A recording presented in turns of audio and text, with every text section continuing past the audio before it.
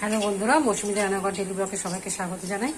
আজকে এখানে মাংস রান্না হবে, তার জন্য আলু আর এটা শাকের জন্য পেঁয়াজ রসুন আর এখানে ধনে পাতা।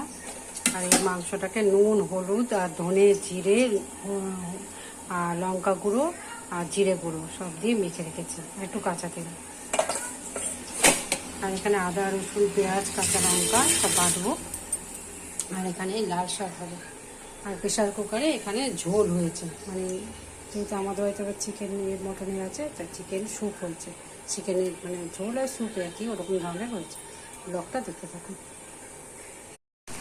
এরকম বন্ধুরা, তেলের মধ্যে মশলা দিয়ে আর মাংসটা যে ম্যাগনেট করা ছিল ম্যাগনেট, সেটা দিয়ে এই কষাবো। এখন এটা মশলা ভালো করে কষানো হয়ে গেলে প্রেশার কুকারে দিয়ে গরম জল দিয়ে ওর মধ্যে একটু পেঁপে দিয়েছি, তাহলে সেদ্ধটা ভালো হবে।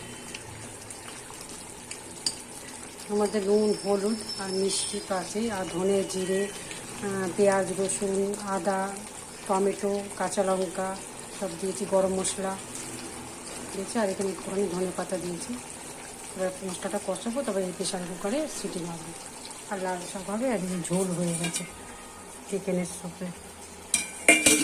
ব্লগটা দেখতে থাকুন বন্ধুরা। এই যে লাল শাক ভাজা, আর এখানে স্যালাড, আর এখানে এই যে মটন আর চিকেন এখানে আছে। ব্লগটা দেখতে থাকুন বন্ধুরা। এখানে চিকেন স্যুপ আর ভাত রাতের খাবার। ব্লগটা কেমন লাগলো জানাবেন, লাইক সাবস্ক্রাইব করবেন, সুস্থ থাকবেন, সাবধানে থাকবেন। আমার ফেসবুকে একটুখানি বেশি করে লাইক করে দেবেন আর ইউটিউবে করে দেবেন।